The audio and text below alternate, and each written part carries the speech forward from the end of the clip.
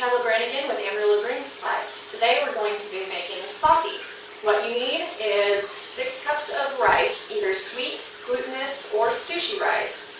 And what we have are sake balls, they're yeast balls, and then we have some water. Right now we're just going to hydrate the rice. So you need about 6 cups of rice. We're going to pour it into this bowl right here. That was 5 cups. You need an additional cup.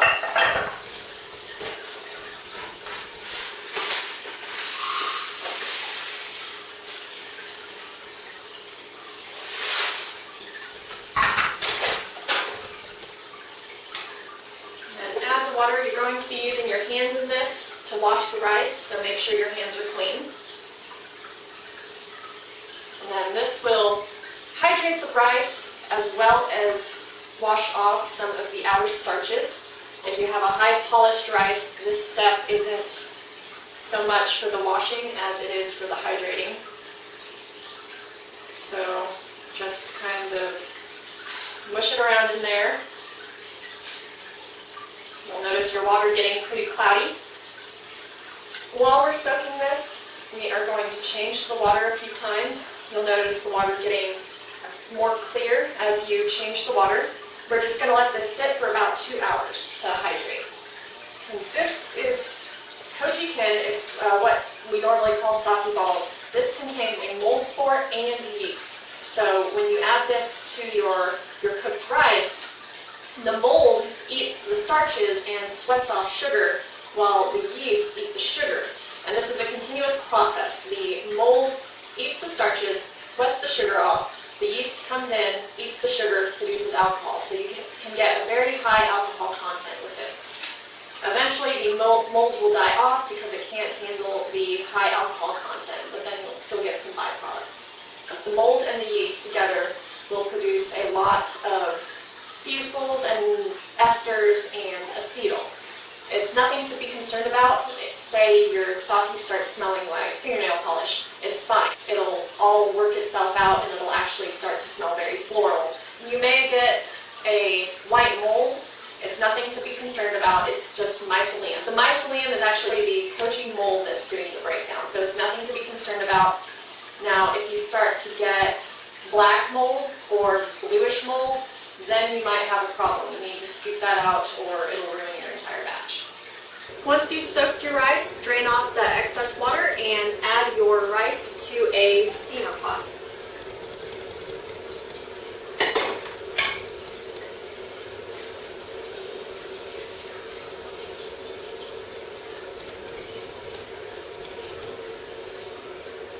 You don't have to worry about sanitizing anything right now because the steam is going to sterilize everything anyway. Stick your lid on it and let it go for about an hour. Once you've soaked your rice in some water for about 2 hours and then steamed it for another hour, you'll want to take your rice off the heat and let it cool a little bit. You don't want it terribly cool, just cool enough so that it doesn't kill your mold and your yeast.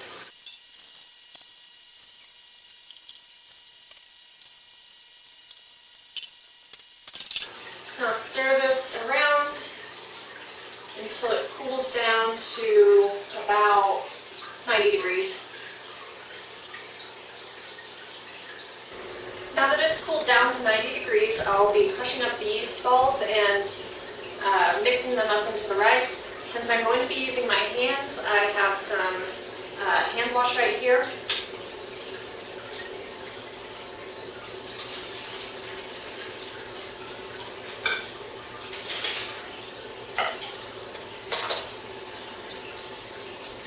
These should just crush up, but if not, I'll cut them with the scissors.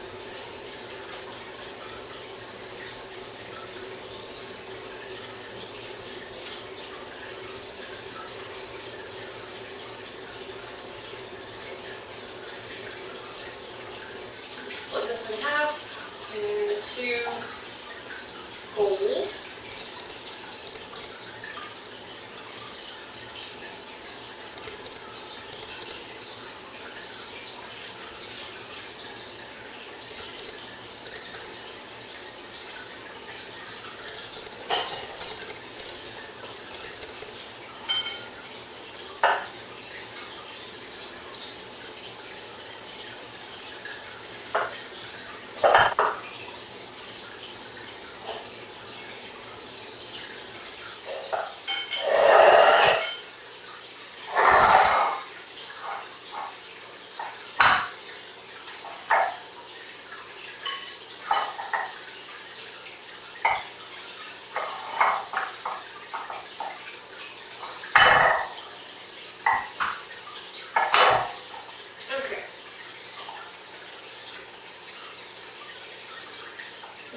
our sanitized little jar here that we're going to use to ferment in.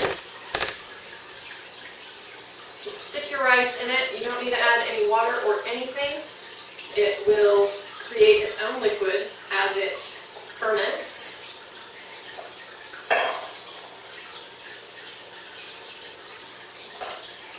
This whole time I've been referring to this as sake, but it's technically a rice wine. We're going to use a paper towel to place over our jar. If you prefer, you could use an airlock, that's fine, but we're going to use the paper towel method. Again, this is not something like beer or wine where you have to be uber sanitary. And now we're going to ferment this for 28 to 30 days. Again, you'll notice some pooling of liquid, and you'll see more and more of it as it ferments. Due to the unique yeast and mold properties of the sake, we will probably get around 18 to 22% alcohol from it. Unfortunately, there's no way to tell because you're starting with a solid. You can't take a gravity sample, so we'll just have to assume that it's going to reach about 18%. Just let your liver figure it out. While you're collecting your liquid, just use a cheesecloth to drain out all the larger chunks. When you're fermenting, keep it in a warm place, 80 degrees if you can. If you wanted to, you could stop this in 3 days and eat it. It's a dessert called kama. It's kind of like an alcoholic tapioca. So that's how you make rice wine or sake. I'm Shiloh Brannigan from Amarillo Brewing Supply. Please be sure to subscribe to our channel. Check out our Facebook page at www.facebook.com/Amarillo Brewing Supply.